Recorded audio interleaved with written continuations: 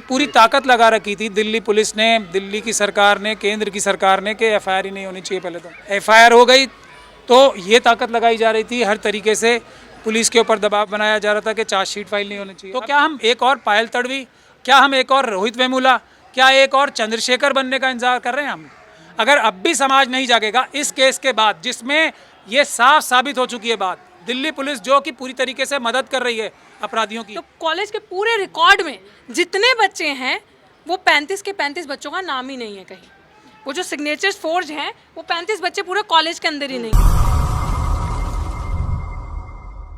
मैं इस वक्त मौजूद हूँ दिल्ली के अंबेडकर भवन पर। आज जो है समता सैनिक दल ने एक मीटिंग बुलाई थी जहाँ पर महमूद प्राचा भी पहुँचे और महमूद प्राचार्य ने अपनी क्लाइंट ऋतु, प्रोफेसर ऋतु का केस भी डिस्कस किया। केस में क्या क्या हुआ, क्या क्या जानकारी हैं और क्या अपडेट्स हैं। चार्जशीट फाइल हो चुकी है और आईओ ने एक विवादास्पद बयान दिया है कोर्ट के अंदर। उस सब के बारे में महमूद प्राचा से जानेंगे। प्राचा साहब, जो मामला दिल्ली यूनिवर्सिटी का डॉक्टर रीतू को लेकर के चल रहा है, उसमें चार्जशीट फाइल हो चुकी है, उसके बावजूद भी गिरफ्तारी नहीं हो रही है, क्या कारण है कि जो गिरफ्तारी नहीं हो पा रही है? देखिए, अभी यहाँ समता सैनिक दल जो बाबा साहब डॉक्टर भीमराव अम्बेडकर ने स्वयं बनाया था और संगठन बनाने के लिए बनाया था, संघर्ष करने के लिए, तो उसके 98वें सम्मेलन में आज हम आए थे। तो वहाँ हमने एक बात ये गुजारिश की है, आपकी जो सवाल है उसी को जनता के सामने रखा है कि एक एकलव्य की बात हम सब सुनते हैं जी। आधुनिक जीवन में एकलव्य, पायल तड़वी, रोहित वेमुला और अभी प्रोफेसर चंद्रशेखर जम्मू यूनिवर्सिटी के, सबको इतना दबा दिया जाता है, इतना कुचल दिया जाता है, इतना उनके साथ अत्याचार कर दिया जाता है कि वो आत्महत्या करने पर मजबूर हो जाते हैं। डॉक्टर ऋतु का भी एक वैसा ही केस है। इतनी बहादुर, इतनी इंटेलिजेंट, इतनी हौसले वाली और समझदार प्रोफेसर, महिला प्रोफेसर मेरे ख्याल से देश में कम ही होंगी।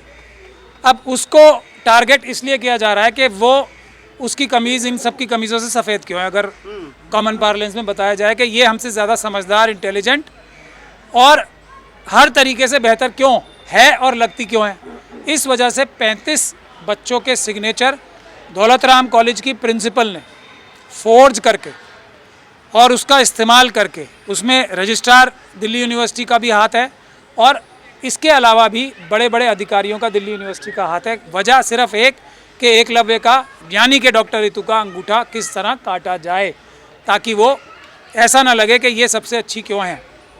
तो इस साजिश के तहत, अब आपने बहुत अच्छा सवाल पूछा कि पहले तो एफआईआर ही नहीं होती, पूरी ताकत लगा रखी थी दिल्ली पुलिस ने, दिल्ली की सरकार ने, केंद्र की सरकार ने कि एफआईआर ही नहीं होनी चाहिए। पहले तो एफआईआर हो गई तो ये ताकत लगाई जा रही थी, हर तरीके से पुलिस के ऊपर दबाव बनाया जा रहा था कि चार्जशीट फाइल नहीं होनी चाहिए। अब चार्जशीट भी, क्योंकि सबूत इतने ज़्यादा है ना कि अगर सबूतों की एक बाल्टी हो तो उसमें पूरा समुंदर उतरने की कोशिश कर रहा है, क्योंकि इतने ज़्यादा सबूत हैं, इतने ज़्यादा गवाह हैं।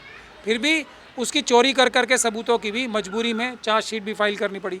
लेकिन जो सबसे दुख की बात है और जो बिल्कुल साफ कर देती है मनुवादी मानसिकता की, दिल्ली पुलिस के जो अधिकारी हैं उनकी साफ कर देती है, वो ये है कि हाई कोर्ट में दिल्ली पुलिस का जो आईओ है इस केस में, और मुझे बड़े दुख के साथ कहना पड़ रहा है कि वो भी शेड्यूल कास्ट समाज से आते हैं, तो उन्होंने ये स्टेटमेंट दी और मुझे इस बात का पूरा अंदेशा है कि ऑब्वियसली उनके अधिकारियों ने ऊपर से उनके ऊपर दबाव बनाया होगा कि नहीं तो कोई भी व्यक्ति, चाहे वो शेड्यूल कास्ट कम्युनिटी से हो या नहीं हो, इतना तो नाइंसाफ़ी करने वाला आईओ नहीं हो सकता कि वो ये कोर्ट में जाके कहे जी हम इसे गिरफ्तार ही नहीं करना चाहते। अब अगर गिरफ्तार नहीं करना चाहते तो इस प्रिंसिपल ने पहले भी यही गतिविधियां रही हैं। एक डॉक्टर ऋतु का केस तो छोड़ देते हैं, पता नहीं कितने केसेस में क्या क्या फोर्जरियां, चोरियां, डकैतियां करके इस प्रिंसिपल ने यूनिवर्सिटी के दूसरे अधिकारियों से, ख़ास तौर पे जो रजिस्ट्रार हैं, उनसे मिलके क्या क्या घटनाएं और दुर्घटनाएं और अपराध किए होंगे उसकी इंटेरोगेशन करने के लिए पुलिस खुद ही ये बोल रही है कि हम करना ही नहीं चाहते। अब इससे दिल्ली पुलिस को क्या डर है, कहीं ऐसा ना हो कि ऐसी 10 या 50 डॉक्टर ऋतु के केस निकल के आ जाएं। अगर इसका पुलिस रिमांड हो गया, इसको अरेस्ट कर लिया, तो मुझे यही लगता है कि डॉक्टर ऋतु का अकेला केस नहीं है, ऐसे सैकड़ों हमारे शेड्यूल कास्ट और शेड्यूल ट्राइब कम्युनिटी के, ओबीसी कम्युनिटी के लोगों के साथ दिल्ली यूनिवर्सिटी में भेदभाव हुआ है। उसी को छुपाने के लिए दिल्ली पुलिस का आईओ, ऐसा मैंने कभी नहीं देखा, खुद ही कह के आके मुझे इनको गिरफ्तार ही नहीं करना। प्राचा साहब, जैसा आपने कहा कि आईओ ये कह रहा है कि हम लोग गिरफ्तार नहीं कर सकते, कर नहीं सकते, हमें करना नहीं है, करना नहीं है। कानूनी रूप से तो उन्हें गिरफ्तार करना ही चाहिए। ऐसी स्थिति में अगला स्टेप क्या होगा? आप पुलिस के खिलाफ जाओगे, क्या करोगे? नहीं, ऐसी स्थिति में देखिए, ये नहीं कहा है उसने कि हम कर नहीं सकते, उसने ये कहा है कि हम करना नहीं चाहते, हम करेंगे नहीं। तो इसका मतलब ये है कि वो सबूत इकट्ठे करने में बिल्कुल के बिल्कुल इंटरेस्टेड नहीं है, क्योंकि सबूत इतने सारे आ रहे हैं। प्रिंसिपल बता देगी कि ये बच्चों के सिग्नेचर। ऐसा कौन सा लीगल ग्राउंड है जो कि एक आईओ कोर्ट के सामने कह देता है कि हम करेंगे नहीं इनको कोई लीगली है इसका कोई ग्राउंड? नहीं, कोई ग्राउंड नहीं है, ये सीधे सीधे अपराध है। हाँ। अगर वो शेड्यूल कास्ट कम्युनिटी से नहीं होते तो धारा 4 लगती है उनके ऊपर, SC कम्युनिटी की, SC ST एक्ट की। हालांकि अभी भी जो उनके दूसरे सीनियर ऑफिसर्स हैं जो SC या ST कम्युनिटी से नहीं आते, तो उनके ऊपर 100% इसमें धारा 4 लगेगी, इस स्टेटमेंट को देने में और दिलवाने में, पहली बात। दूसरी बात, जो SC ST एक्ट की धज्जियां उड़ा के इस केस में इन्वेस्टिगेशन की है, पूरी ताकत लगा के जो दिल्ली यूनिवर्सिटी के अधिकारी हैं उनको बचाने की, और दिल्ली जो दौलत राम कॉलेज की प्रिंसिपल है उनको बचाने के लिए, उसके लिए हमने ऑलरेडी कोर्ट में पिटीशन डालने का मन बना लिया है। बहुत जल्दी आप देखेंगे कि ये सब लोग अपराधों में जो इन्होंने किए हैं पुलिस के अधिकारियों ने, उसमें इनके खिलाफ हम कोर्ट से ऑर्डर लेके इनको भी जेल भेजने का काम करें। 28 तारीख को एक प्रोटेस्ट कॉल किया गया दिल्ली यूनिवर्सिटी में, क्या है उसका पूरा मतलब? नहीं, देखिए, अगर अब भी इसके बाद भी, तो क्या हम एक और पायल तड़वी, क्या हम एक और रोहित वेमुला, क्या एक और चंद्रशेखर बनने का इंतजार कर रहे हैं हम? अगर अब भी समाज नहीं जागेगा इस केस के बाद, जिसमें ये साफ साबित हो चुकी है बात, दिल्ली पुलिस जो कि पूरी तरीके से मदद कर रही है अपराधियों की, वो भी ये कहने पे मजबूर है कि हाँ 35 स्टूडेंट तो है ही नहीं, जो है ही नहीं उनके सिग्नेचर किसने किए? प्रिंसिपल नहीं किए होंगे ना, कॉमन सेंस भी यही कहती है। प्रिंसिपल ने ही इस्तेमाल किए ना, रजिस्ट्रार ने ही वो कागज़ इस्तेमाल किए डॉक्टर रितु को निकालने के लिए, और फिर हाई कोर्ट को और SC कमीशन को गुमराह करने के लिए। तो जो ये नहीं ली जा रही है उसकी, ये बिल्कुल एक अपराध है। धारा 166A है IPC की, और सेक्शन 4 है जो SC ST एक्ट की है, जो अपराध हो चुका है एक और डॉक्टर रितु के साथ। पहले तो प्रिंसिपल ने किया, दिल्ली यूनिवर्सिटी के जो ऑफिसर्स हैं उन्होंने किया, और अब दिल्ली पुलिस ने भी डॉक्टर रितु के खिलाफ एक अपराध कर दिया। सर, ये जो पूरा प्रकरण अभी आपने बताया, और मैं आपका वक्तव्य भी सुन रहा था, आपने कहा था कि अब पुराने तरीके का जातिवाद होता नहीं है कि पानी पिलाने पर या फिर साथ बैठने पर, तो क्या एक नए तरीके का सिस्टम भी इवॉल्व नहीं हो रहा है कि ये मॉडर्न जातिवाद इसको नहीं कह सकते क्या? नहीं, मैं ऐसा नहीं मानता कि पानी पिलाने पे जातिवाद नहीं होता है, वो सब तो है ही। नहीं, वो भी एग्जिस्ट करता है, नए तरीके का है क्या? अब ये बाबा साहब डॉक्टर भीमराव अंबेडकर ने 1927 में मनुस्मृति जला के जो संविधान लाया था, उसमें तो सब प्रावधान है ना, पहले तो प्रावधान ही नहीं थे। तो जो निज़ाम था वही यही था कि हाँ पानी नहीं पीने देना, पढ़ाई नहीं करने देनी, नौकरी नहीं करने देनी, कोई भी बिजनेस नहीं करने दे रहा, और छुआछूत करनी है। अब तो ये सब गैर कानूनी अपराध हैं सब, उसके बावजूद भी ये कर रहे हैं, तो ये सबसे बड़ा अपराध है। पहले तो ये अपराध नहीं होते थे, आज की तारीख में तो ये, जो दूसरे लोगों ने भी ये बात कही कि ये सबसे बड़ा अपराध है अब, कि जब कानूनी तौर पे ये अपराध हैं फिर भी ये अपराध कर रहे हैं, और कानून की मदद लेके ही बचना चाहते हैं, क्योंकि हर जगह 90% लोग मनुवादी मानसिकता के बैठे हैं। वो कानून को इम्प्लीमेंट नहीं, कानून को तोड़ना चाहते हैं। जहाँ जहाँ छुआछूत करनी है, जहाँ जहाँ भेदभाव करना है, वो हर जगह कानून तोड़ा जा रहा है। हज़ारों की तादाद में दिल्ली यूनिवर्सिटी में अभी इंटरव्यू चल रहे हैं, हज़ारों की तादाद में हकमारी करके शेड्यूल कास्ट शेड्यूल ट्राइब के जो प्रोफेसर्स अपॉइंट होने हैं वो नहीं किए हैं, वो सब अपराध था। OBC के लोगों को नहीं अपॉइंट किया, वो अपराध था। NFS किया, NFS क्या है? जो अम्बेडकरवादी है वो NFS कभी नहीं हो सकते, ये साइंस है। और जो अम्बेडकरवादी नहीं है, जो SC ST OBC और माइनॉरिटी से नहीं आते, वो NFS बाय बर्थ होते हैं। ये मेरी स्टेटमेंट है, ये साइंटिफिक स्टेटमेंट है। मैंने इसे सुप्रीम कोर्ट में भी एक बार आर्ग्यू किया था, और मैं चाहता हूं कि इस पे डिबेट करें मुझसे मनुवादी, कि ये एक साइंटिफिक फैक्ट है कि वो NFS होते ही हैं बाय बर्थ। उनमें से एक्सेप्शंस हो सकती हैं थोड़ी बहुत, उसका उल्टा है SC ST OBC और माइनॉरिटीज़ का। वो बाय बर्थ NFS नहीं होते हैं, वो बाय बर्थ फाउंड सूटेबल ही होते हैं। तो ये है, उनमें एक्सेप्शंस हो सकती हैं कि वो NFS कुछ 1-8% हो, तो ये जो है देश में अन्याय हो रहा है। इसीलिए 28 तारीख को मैं सभी लोगों से गुजारिश करता हूँ, 28 तारीख को प्रिंसिपल ये वाइस चांसलर के ऑफिस के बाहर एक बड़ा प्रदर्शन करने की सबकी जिम्मेदारी है। उन समस्त टीचरों से, उन समस्त मैं SC ST OBC और माइनॉरिटीज़ के टीचर से जिन्होंने PhD किया और जिन्हें नौकरी नहीं मिली आज तक, उनसे गुजारिश करता हूँ, उन सभी स्टूडेंट से गुजारिश करता हूँ जो PhD करके टीचर बनना चाहते हैं, जो PhD करके और बड़ी बड़ी अच्छी अच्छी पढ़ाई करके नौकरियां हासिल करना चाहते हैं। आज डॉक्टर रितु के केस में उनका साथ दें। ये डॉक्टर रितु का केस नहीं है, ये एकलव्य की लड़ाई है। वो हम सब लड़ेंगे तो एकलव्य बचने से बचेंगे, बनने से बचेंगे, नहीं तो हर एक SC ST OBC और माइनॉरिटीज़ का अंगूठा नहीं, हाथ काटे जा रहे हैं, गर्दन भी काटी जाएगी। इसलिए 28 तारीख को सब लोग आएँ सुबह 11 साढ़े 11 बजे VC के ऑफिस के बाहर। अब ये टेस्ट है कि हम सिर्फ ज़बान से अम्बेडकरवादी हैं या हम लोग अमल में भी लाके इसके लिए संघर्ष करने को तैयार हैं। Thank you so much. जज ने अपनी तरफ से कुछ नहीं कहा, जज ने इस पे अपनी कोई टिप्पणी नहीं दी, बस जज ने जो IO ने कहा है वो कोट कर दिया। जबकि जज ने भी ये कहा कि जब जो कानून कहेगा तब तो अरेस्ट करना पड़ेगा ना।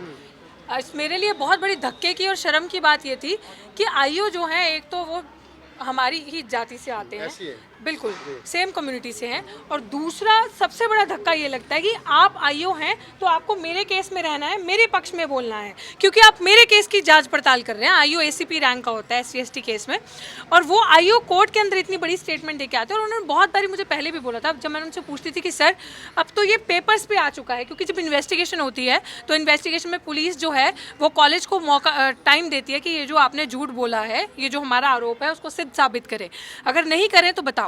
तो जो 35 बच्चों के लिए इन्वेस्टिगेशन कॉलेज में जाता है, तो कॉलेज के पूरे रिकॉर्ड में जितने बच्चे हैं वो 35 के 35 बच्चों का नाम ही नहीं है कहीं।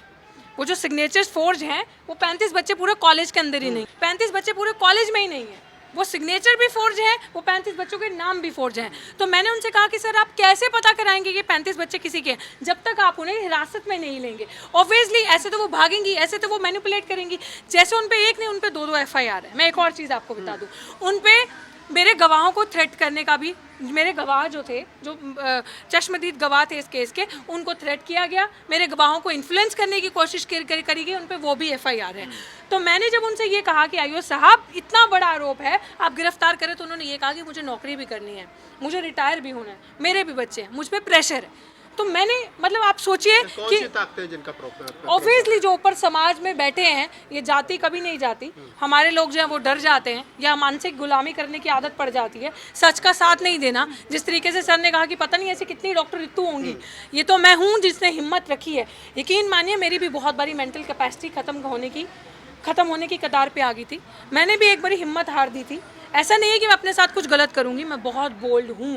मैं अपने समाज की, शायद ही मेरे अंदर मैं कैपेसिटी भी ख़त्म हो जाए तो भी शुक्रिया अदा करूंगी ऐसे एडवोकेट का जो मेरे साथ चट्टान की तरह खड़े रहे। एडवोकेट महमूद प्राचा जो मेरे वकील हैं, एडवोकेट भानु प्रताप जी जिन्होंने टाइम ब टाइम जब भी मैंने बोला वो मेरा साथ दिया, वरना मेरा भी आज शायद रोहित वेमुला और पायल तड़वी की तरह एक नाम होता। सच बोल रही हूँ मैं। और मैं उन लोगों से आज गुजारिश करती हूँ अपने समाज के, वैसे तो मेरा हक बनता उनसे मांगने का, लेकिन मैं हाथ जोड़कर अपील करती हूँ, क्योंकि जब आप जीते जी गुहार लगाते हो ना समाज से कि मेरी मदद करो, मैं जातिगत भेदभाव का शिकार हूँ, तो सब जिसे कहते हैं ना खड़े होकर तमाशा देखते हैं, कोई आपकी मदद करने उस टाइम पे नहीं आता। और शायद यही रोहित वेमुला के साथ और पायल तड़वी के साथ, प्रोफेसर चंद्रशेखर के साथ भी हुआ होगा जम्मू यूनिवर्सिटी में, जिनके ऊपर झूठा सेक्सुअल हैरासमेंट का आरोप लगा और उन्होंने आत्महत्या कर ली। मैं ये आप लोगों से रिक्वेस्ट करती हूँ, मीडिया से भी, समाज से भी, कि प्लीज़ ये बहुत बड़ी चीज़ हुई है। हाल ही में दिल्ली यूनिवर्सिटी ने अपने 100 साल मनाए हैं, और दिल्ली यूनिवर्सिटी के 100 साल के इतिहास में पहली बार ऐसा हुआ है SC ST केस में किसी के ऊपर FIR दर्ज हुआ है, ना प्रिंसिपल पे ही नहीं, सिर्फ रजिस्ट्रार पे भी। आप मेरा साथ दें, इन लोगों को जेल का दरवाजा दिखाएं। जो आपने प्रोटेस्ट कॉल किया जी, उसका उद्देश्य क्या? मैंने कॉल नहीं किया, समाज ने कॉल किया प्रोटेस्ट। उसका उद्देश्य यही है कि we demand immediate termination of Dr. Savita Roy, who is the principal of Daulat Ram College. We demand immediate suspension of registrar and arrest of the registrar, and जो भी इसमें मिले जुले हैं उन सबका अरेस्ट हो। और वी डिमांड, क्योंकि दिल्ली यूनिवर्सिटी में इस समय ना इंटरव्यूज चल रहे हैं परमानेंट के, और दिल्ली यूनिवर्सिटी में जो SC ST का हक है ना, OBC SC ST का, वो जिसे कह रहे हैं ना काटने स्लॉटर के आधार पे चल रहा है, वो ख़त्म हो रहा है। तो जो उनका बैकलॉग है, जैसे सर ने बताया कि जो हमें NFS कर दिया है, नॉट फाउंड सूटेबल करके, आज से 1962 से अगर आप ले लो, ये 62 से चलती आ रही घटनाएं हैं। हम लोगों को नॉट फाउंड सूटेबल करके उस पर जनरल कैटेगरी के लोगों को पढ़ा दिया जाता है। हमें उनसे नफरत नहीं है, हम अपना हक मांग रहे हैं, हमें किसी से नफरत नहीं है। हमें जो नॉट फाउंड सूटेबल किया अपनी साजिश से इन्होंने, हम वो अधिकार मांग रहे हैं। हमें SC/ST का बैकलॉग मांग रहे हैं। हम कह रहे हैं कि जो आप परमानेंट भर्तियां कर रहे हो ना दिल्ली विश्वविद्यालय में, वो हमारी हैं, वो हमें दे दो।